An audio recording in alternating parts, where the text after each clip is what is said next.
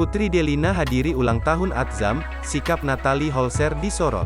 Anak Sule, Putri Delina menghadiri pesta ulang tahun Atzam Ardiansyah Sutisna dan bertemu langsung dengan Natalie Holzer. Diketahui anak Natalie Holzer, Atzam baru saja merayakan ulang tahunnya pada Minggu, tanggal 11 Desember tahun 2022, yang dihadiri Putri Delina. Terpantau Putri Delina datang sendirian ke acara ulang tahun Atzam, anak semata wayang Natalie Holzer dan Sule. Walau banyak yang menuding Putri Delina dan Natalie Holzer tak akur, kini dibantah langsung oleh keduanya. Pada saat ulang tahun Atzam, Putri Delina tampak hadir sendirian dan merayakannya bersama dengan Natalie Holzer.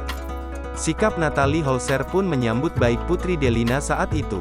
Atzam pun terlihat tak menangis saat bertemu kakaknya, malah ia tak menolak digendong oleh Putri Delina.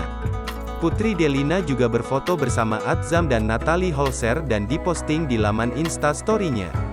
Tak ada kecanggungan antara keduanya, malah mereka tampak kompak saat pesta ulang tahun Atzam. Sebelumnya, Putri Delina juga mengucapi Atzam lewat postingan di Instagram-nya. Netizen pun mengomentari postingan tersebut. Banyak yang bertanya-tanya soal keberadaan Sule di pesta Atzam.